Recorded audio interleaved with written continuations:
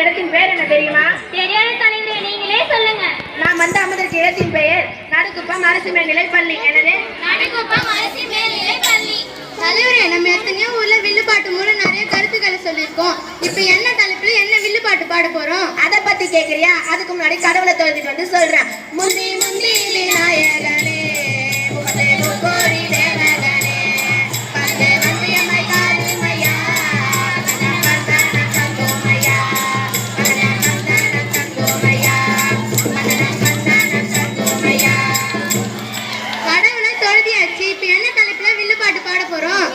கேக்குறியா? சொல்றேன் கேளு. நீர் இன்று அமையாது உலகம். என்னது? நீர் இன்று அமையாது உலகு. குரலுக்கு ஏற்ப நீரை பத்தி தான் நம்ம வில்லு பாட்டு பாட போறோம். தலைவரே, தண்ணின்னு சொன்ன வித்தியாசமான பாட்டு ஒன்று ஞாபகம் வந்துச்சு. நான் பாட்டுமா தலைவரே? பாடு கேட்போம். ஏ தண்ணி தொட்டி தேடி வந்த கண்ணு குட்டினா, ஏ தண்ணி தொட்டி தேடி வந்த கண்ணு குட்டினா, இந்த சூரிய வழக்கு சேத்துல வெந்தது மாமி, ஏ கண்ணை கட்டி காட்டுல விட்டது சாமி சாமி சாமி, சாராயத்தை ஊத்து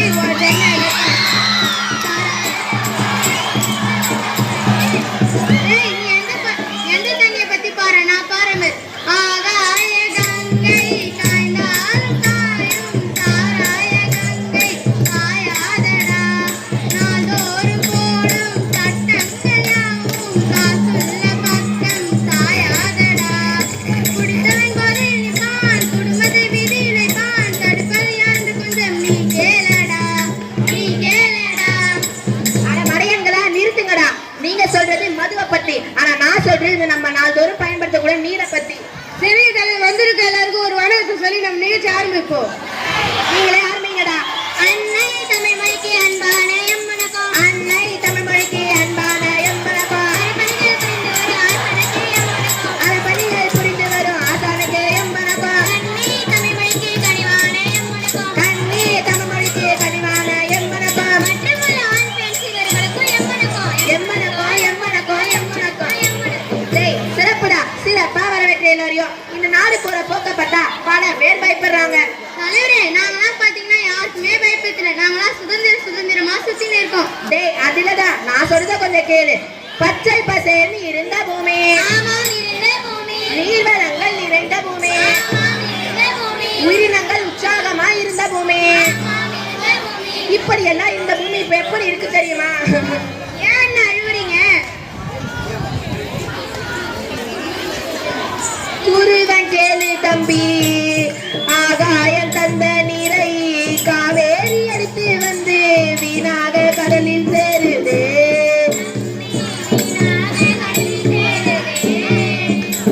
என்னென்ன சொல்ல வரீங்க?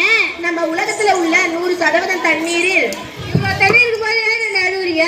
டேய், ஒரு கதையை முழுசா சொல்ல விடுடா. நீ முந்திரி கொட்ட மாதிரி முந்திக்கிட்டு வந்தா நான் மறந்து போயிடுவேன் போல இருக்குடா. நம்ம உலகத்தில் உள்ள 100% தண்ணீரில் 97% தண்ணி உப்பு தண்ணியா கடல்ல இருக்கு. 2% தண்ணி பனிப்பாறையா இருக்கு. மிச்சம் 1% தண்ணி தாண்டா நல்ல தண்ணியா பூமிக்கடியில இருக்கு. அந்த 1% தண்ணி எங்க தானே இருக்கு? சொல்றேன் கேளு. பொன்னி நதி பாயும் நாடு, நீர்வளங்கள் நிறைந்த நாடு, நாடு. இப்படி எல்லாம் ஏரி குளம் குட்டை ஆறு இது போன்ற நீர்நிலைகளில் தான் இந்த 1% நல்ல தண்ணி இருக்கிறது. அந்த நல்ல தண்ணி நம்ம எதுக்கெல்லாம் பயன்படுத்துறோம் தெரியுமா? தெரியும் தலைவரே, நான் சொல்லட்டுமா?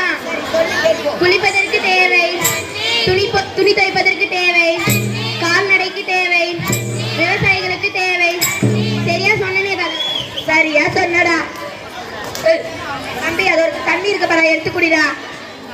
தலைவரே, இவனை யாரும் நினைக்கிறாங்க, அதனால தான் இவனுக்கு விட்டுறாது. நீங்க எனக்கா தண்ணி எடுத்து குடின்னு சொல்றீங்க? தம்பி, தண்ணி குடிச்சியாடா? தண்ணீர் குடித்த மாணவன் தாகம் தீர்ந்ததா, கொட்டி கிணற்றிட்டு தவளைக்குள்ள நீரை எடுத்து தலவாய் பேரத்துல.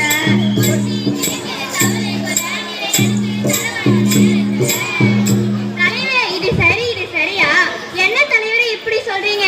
முத்து படத்துல ஒரு பொண்ணுக்கு விக்கில் வரும்போது அதை நிறுத்தத்துக்கு ரஜினி ஒரு கரப்பாம்பூச்சி பிடிச்சி செந்தில் வேட்டிக்குள்ள விட்டுடுவாரு.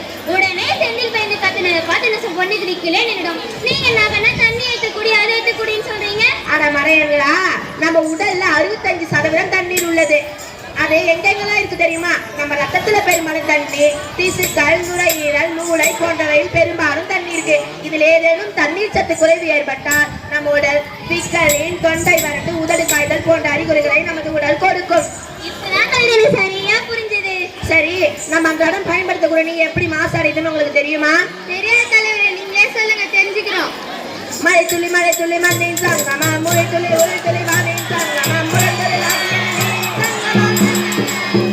இந்த மாதிரி கிராமப்புறத்தில் இருக்கிற நீர்நிலைகளை மனிதர்களுடைய கழிவுகளை கழுவதற்கும், இயந்திரங்களை கழுவதற்கும், ரசாயனங்களை கலப்பதற்கும், இறால் பண்ணை, மீன் பண்ணை போன்று வெளியே வரும் கழிவு நீரை கலப்பதற்கும், துணிகளை துவைப்பதற்கும் தான் பயன்படுத்துறாங்க. இதனால கிராமப்புறத்துல இருக்கிற நீர் மாசடையுது. இதுவே நகர்ப்புறத்துல பாத்தீங்கன்னா சிங்காரமா ஊரு, அது சென்னையின் மேலே சுத்தி ஓடுதம்மா பூங்குமாரே, மணி மேல மாறி வச்சு கட்டிடங்கள் தான் இருக்கு. அதுல வெளியே வரும் கழிவு நீர் தான் இருக்கு. குப்பை மூலம் கொட்டுதம்மா, குப்பை மூலம் கொட்டுதம்மா, சொல்வது ஒன்று செய்வது ஒன்று, நிச்சய வாழ்க்கை கெட்டுடுமா. இது போல நகர்ப்புறத்துல இருக்கிற தண்ணி மாசடையுது. நம்மளுக்கு இருக்கிறது 1% நல்ல தண்ணி தானே. அதை நம்ம சுத்தமா பாத்துக்கிட்டா தானே சுத்தமான தண்ணி கிடைக்கும். தலைவரே, நம்ம தண்ணி வேணும் ஒரு போன் பண்ணாலே போதும், வீட்டுக்கு வீடு கேன் கேனா எடுத்து வந்து போடுறாங்க. உங்க 3 பேரும் போராட்டமா போச்சுடா. அன்றாடம் வீட்டுல வாங்குற பொருள் எல்லாம் விலை ஏறி போச்சு. அன்னைக்குள்ள நாட்டை ஏழைங்க அதை வாங்கி குடிக்கட்டா சுத்தில்ல சாமி பாக்கெட்டுல. எல்லோரும் வாழும் சீராக வேண்டும் எப்படித்தான். இயற்கையா கிடைக்க கூட தண்ணியை ஏன்டா காசு கொடுத்து வாங்குறீங்க? உங்க கூட பெரும் போராட்டமா போச்சுடா. கண்ணின் மணியே கண்ணின் மணியே போராட்டமா, உன் கண்களில் என்ன கண்களில் என்ன நீரோட்டமா, குடிநீர் எல்லாம் இங்கே காசானதாலா, இதை கேட்க யாரும் இங்கே யாரும் இல்லை தோழா. கண்ணின் மணியே போராட்டமா, உன் கண்களில் என்ன நீரோட்டமா. தலைவரே, அப்ப என்னதான் பண்ண போறீங்க? இதுக்கு என்னதான் வழி? இப்பதான்டா சரியான கேள்வியை கேட்டா. இது சொன்னது உனக்கு மட்டும் இல்ல, இதை பார்த்துட்டு இருக்க எல்லாருக்குமே தான். ஏரி, குளம், குட்டை, ஆறு இது போன்ற நீர்நிலைகளை ஆக்கிரமிப்பு பண்ணக்கூடாது, மரங்களை வெட்டக்கூடாது, பிளாஸ்டிக்கை பயன்படுத்தக்கூடாது, ரசாயன கழிவுகளை நீரில் கலக்கக்கூடாது, மரங்களை நட்டு வளர்க்க வேண்டும், சுற்றுச்சூழலை பாதுகாக்க வேண்டும். இப்படி எல்லாம் செஞ்சா நம்மளுக்கு சுத்தமான தண்ணி கிடைக்கும். சரி, இறுதியா தண்ணீரை பத்தி ஒரு பாட்டு பாடுவோண்டா. தாய்ப்பாலும் தண்ணீரும் ஒன்னா தான் இருக்குச்சு, விலையில்லாம கிடைக்குச்சு. ஆனா இப்போ எல்லாமே தலைகீழா மாறுச்சு, தடுமாறி நின்னுச்சு. ஆறு இருக்கும் பக்கத்துல ஊரா வாழ்ந்துச்சு, வரலாறு சொல்லுச்சு. ஊரு மட்டும் இருக்குதையா, ஆற மட்டும் காணல, போன இடம் தெரியல. நிலாவுல தண்ணீரும் இருக்கான்னு தேடுறோம், ராக்கெட்ட ஏவுறோம், குடிநீர பூமியில வியாபாரம் பண்ணுறோம்,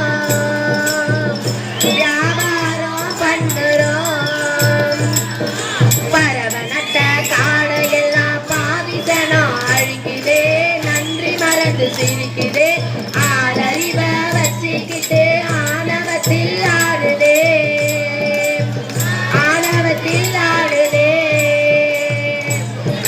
இப்படியே போனாக்கா பூச்சி எங்கே வாழுண்டா, புழு எங்கே வாழுண்டா, மனுஷ பையன் இனம் மட்டும் மண்ணாகி போகுண்டா, மண்ணாகி போகுண்டா.